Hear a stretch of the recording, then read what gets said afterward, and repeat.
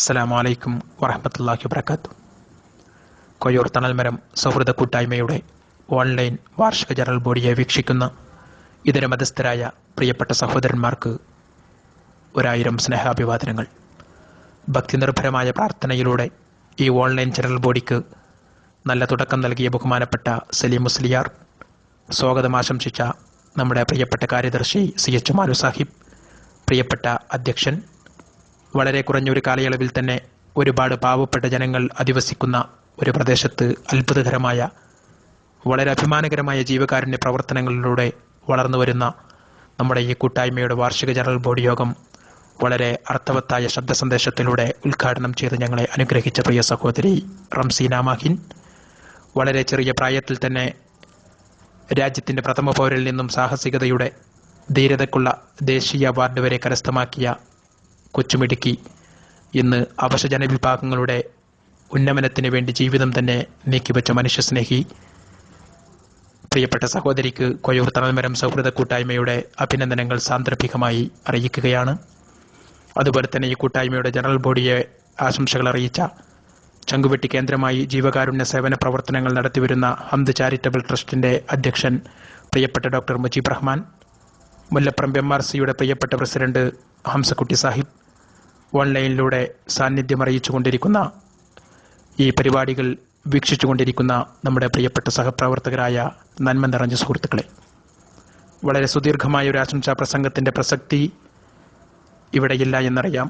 എന്നിരുന്നാലും വളരെ വ്യത്യസ്തതയിൽ രൂപം കൊണ്ട ഒരു കൂട്ടായ്മ, അതിൻ്റെ ഒരു വർഷക്കാലത്ത് ജീവകാരുണ്യ പ്രവർത്തനങ്ങളിൽ നിരവധിയായ വ്യത്യസ്തതകൾ, ഇന്നതിൻ്റെ സന്തോഷകരമായ വാർഷിക ജനറൽ ബോഡിയിലും വ്യത്യസ്തതകളാൽ വളരെ ശ്രദ്ധേയം.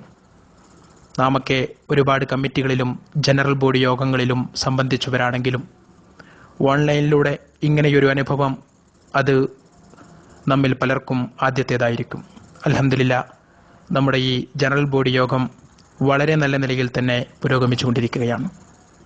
ബുദ്ധിയും വിവേകവും സംസാരശേഷിയും നൽകി മറ്റു ജീവജാലങ്ങളിൽ നിന്നൊക്കെ വളരെ വ്യത്യസ്തനായി സൃഷ്ടാവായ അല്ലാഹു നമ്മെ സൃഷ്ടിച്ചത് സമൂഹജീവിയായിട്ടാണ്. ജനനം മുതൽ വളർച്ചയുടെ ഓരോ ഘട്ടങ്ങളിലും അവസാനം മരണത്തിൽ വരെ സ്വാശ്രയനായിട്ടല്ല, മറിച്ച് പരാശ്രയനായിട്ടാണ് അല്ലാഹു നമ്മെ സംവിധാനിച്ചത്. മറ്റുള്ളവരുടെ സഹായമില്ലാതെ ഒരിക്കലും നമുക്ക് ജീവിതം മുന്നോട്ട് കൊണ്ടുപോകാൻ സാധിക്കില്ല എന്നുള്ളത് വളരെയേറെ ഒരു പരമാർത്ഥമാണ്. അതുപോലെ തന്നെ നമുക്കും ജീവിക്കുന്ന സമൂഹത്തോട് ഒരുപാടേറെ ബാധ്യതകളും ഉത്തരവാദിത്തങ്ങളും കടപ്പാടുകളുമൊക്കെയുണ്ട്. അതിനോടൊക്കെ ഒരല്പമെങ്കിലും നീതി പുലർത്താൻ നാമൊക്കെ വളരെയേറെ ബാധ്യസ്ഥരാണ്. ഒരുപാട് വൈജാത്യങ്ങളുടെ സംഗമഭൂമിയാണ് നമ്മുടെ ഭാരതം.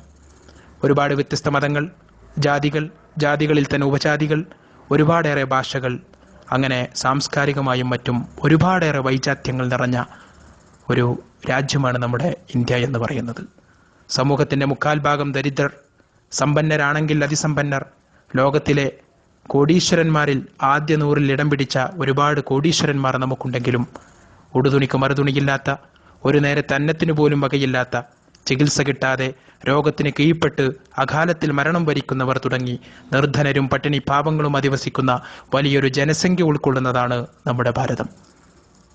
അങ്ങനത്തെ ഒരു സമൂഹത്തിൽ നാം ജീവിക്കുമ്പോൾ അവരനുഭവിക്കുന്ന യാതനകളിലും കഷ്ടതകളിലും വേദനകളിലും നമുക്ക് ഒരല്പമെങ്കിലും പങ്കുചേരുവാനും ആവും വിധം ആശ്വാസം പകർന്നു നൽകുവാനും നമുക്ക് സാധിക്കുന്നിടത്താണ് നമ്മിലെ മാനവികത ഉണരേണ്ടത്.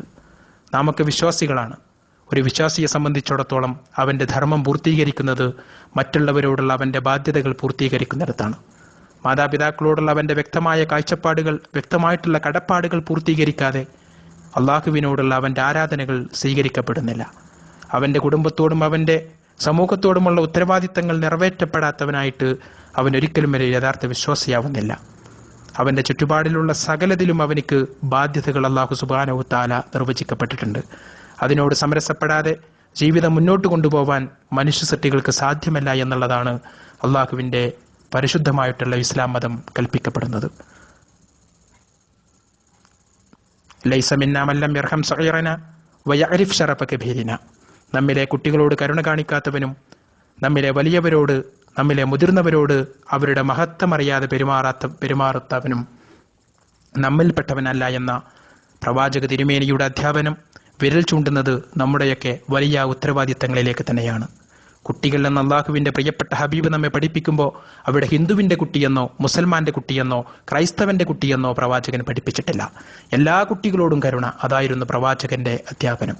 മറ്റൊരു പ്രബലമായ ഹദീസിൽ ഇർഹമൂ മൻ ഫിൽ അർള് യർഹമുക്കും മൻ ഫിസ് സമാ, ഭൂമിയിലുള്ളവരോട് നിങ്ങൾ കരുണ കാണിക്കുക, എങ്കിൽ ആകാശത്തിന്റെ അധിപനായിട്ടുള്ള അല്ലാഹു സുബ്ഹാനഹു വ തആല നിങ്ങളോടും കരുണ കാണിക്കുമെന്ന വിശുദ്ധ തിരുവചനം നമ്മെ ഓർമ്മപ്പെടുത്തുന്നത് കാരുണ്യത്തിന്റെ മഹത്വമാണ്. ഭൂമിയിലുള്ള സകലതിനോടും കാരുണ്യം. ഇവിടെ മതത്തിന്റെയോ ജാതിയുടെയോ നിറഭേദങ്ങളുടെയോ ദേശഭാഷ വ്യത്യാസങ്ങളുടെയോ യാതൊരുവിധ വൈജാത്യങ്ങളും ഇവിടെ കാണുന്നില്ല. പരമമായ കാരുണ്യം, അതാണ് തിരുനബി സല്ലല്ലാഹു അലൈഹി വസല്ലമ തങ്ങൾ നമ്മെ പഠിപ്പിച്ചത്. അറബ് മാടുകളോട് പോലും കരുണ കാണിക്കാനാണ് തിരുനബി നമ്മെ പഠിപ്പിച്ചത്. ഉറുമ്പ് സഞ്ചരിക്കുന്ന പാതയിൽ തീക്കായുകയായിരുന്ന അനുചരന്മാരെ ശാസിച്ച പ്രവാചകന്റെ ജീവിതം തന്നെ കാരുണ്യമാണ്. ഒമാ അർസൽനാക ഇല്ലാ റഹ്മത്തൽ ലിൽ ആലമീൻ, സകലമാന ലോകങ്ങൾക്കും കാരുണ്യമായിട്ടല്ലാതെ നബിയെ താങ്കളെ ഞാൻ അയച്ചിട്ടില്ല എന്ന് വിശുദ്ധ ഗ്രന്ഥമായ ഖുർആനിൽ അള്ളാഹു അവരുടെ തിരുനബിയെ സംബന്ധിച്ചിടത്തോളം, അള്ളാഹുവിന്റെ പ്രിയപ്പെട്ട ഹബീബിനെ സംബന്ധിച്ചിടത്തോളം ലോകത്തെ പഠിപ്പിക്കുകയാണ്. ഇവിടെയെല്ലാം കാരുണ്യമാണ് ഉദ്ഘോഷിക്കപ്പെടുന്നത്. കാരുണ്യത്തിന്റെ പ്രാധാന്യം വിളിച്ചറിയിക്കുന്ന എത്രയോ ഉദ്ധരണികൾ സമയദൈർഘ്യം അതിന്റെ വിശാലതകളിലേക്ക് നമ്മെ അനുവദിക്കുന്നില്ല. ഇത്തരം ചിന്താധാരകളിൽ നിന്നൊക്കെ തന്നെയാണ് കൊയ്യൂർ തണൽമരം സൗഹൃദ കൂട്ടായ്മയുടെ അവിചാരിതമായിട്ടുള്ള പിറവിയും അത്ഭുതകരമായിട്ടുള്ള അതിൻ്റെ ഘട്ടം ഘട്ടമായിട്ടുള്ള ഓരോരോ കാരുണ്യ പ്രവർത്തനങ്ങളും. എന്നിരുന്നാലും ഇന്നേ വരെയുള്ള അതിൻ്റെ ഒരു ഗുണഭോക്താവിനെ തെരഞ്ഞെടുക്കുന്നതിലും ഒരു വിധത്തിലുള്ള വിഭാഗീയതകളും കടന്നു വന്നിട്ടില്ല എന്നുള്ളത് ശ്ലാഘനീയമായ കഴിഞ്ഞകാല പ്രവർത്തനങ്ങളിലെ ഏറ്റവും അഭിമാനകരമായ മുഹൂർത്തമാണ്. ഒരാളുടെയും മതമോ ജാതിയോ പാർട്ടിയോ സംഘടനയോ പരിഗണിച്ചല്ല, മറിച്ച് ഉന്നതമായ മനുഷ്യത്വം അത് മാത്രമായിരുന്നു തണൽമരം പരിഗണിച്ചിരുന്നത്. നാമൊക്കെ സങ്കല്പിക്കുന്നതിലും എത്രയോ പരിതാപകരമായ സാഹചര്യങ്ങളെ അഭിമുഖീകരിക്കുന്ന ആളുകൾ നമുക്ക് ചുറ്റും അവരുടെ ജീവിതം തള്ളി നീക്കുന്നുണ്ട് എന്നുള്ള യാഥാർത്ഥ്യം നമ്മെ കൂടുതൽ ബോധ്യപ്പെടുത്തുന്നതായിരുന്നു നമ്മുടെ കഴിഞ്ഞകാല പ്രവർത്തനങ്ങൾ. ചികിത്സിക്കാൻ ആവശ്യത്തിന് പണമില്ലാത്തതിന്റെ പേരിൽ യുവത്വം രോഗശയ്യയിൽ ഹോമിച്ച 2 പാവം യുവതികളുടെ കഥനകഥ തണൽമരം പ്രവർത്തകരിൽ ഇന്നും നൊമ്പരമുളവാക്കുന്നതാണ്. ഇങ്ങനെ ചെറുതും വലുതുമായിട്ടുള്ള ഒരുപാട് കാരുണ്യ പ്രവർത്തനങ്ങൾ, കിടപ്പ് രോഗികളായിട്ടുള്ള പാവങ്ങൾ, ഭക്ഷണത്തിന് പോലും പ്രയാസം അനുഭവിക്കുന്ന സാധുജനങ്ങൾ, സ്ത്രീധനം എന്ന വൃത്തികെട്ട സാമൂഹിക ദുരാചാരത്തിന്റെ ഇരകളായിക്കൊണ്ട് കെട്ടുപ്രായം കഴിഞ്ഞും രക്ഷിതാക്കളുടെ നെഞ്ചിൽ ആവലാദികളുടെ അഗ്നിപർവ്വതം തീർത്ത പാവപ്പെട്ട ഒരുപാട് പെൺകുട്ടികൾ നമ്മുടെ ചുറ്റുപാടുകളിലും ഉണ്ടായിരുന്നു. അവരുടെയൊക്കെ കല്യാണ ആവശ്യങ്ങളിലേക്ക് 5000 മുതൽ 35,000 രൂപ വരെയുള്ള സഹായങ്ങൾ നമുക്ക് നൽകുവാൻ സാധിച്ചത് കാരുണ്യവാനായ അള്ളാഹുവിന്റെ ഔദാര്യം കൊണ്ടാണ്.